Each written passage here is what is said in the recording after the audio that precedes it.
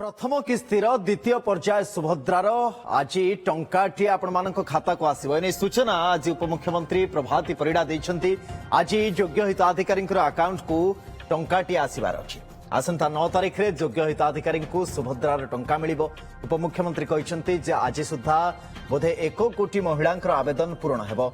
आज सुधा 32 lakh initial clearance संपूर्ण होईछि। आज संध्या सुधा जहा क्लियरेंस आसीबो 9 रे से टंका दिया जिवो।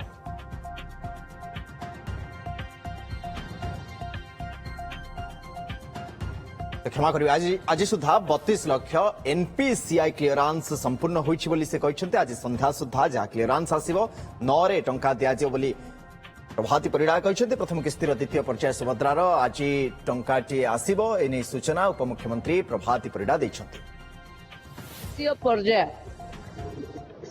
अक्टोबर 9 गोपबंधु जयंती दिन लोक माने पुणी महिला खाता को जीव।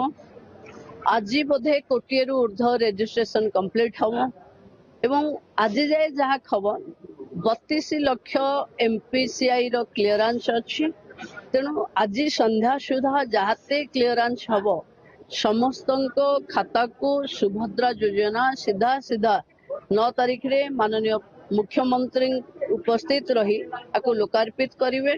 एवं आज जेहेतु गोटे टंका आसबार अच्छी समस्त अकाउंट को तेणु मोबाइल जार लिंक नथिबो मेसेज न आसीबो तेणु उत्कंठा बढ़ुची।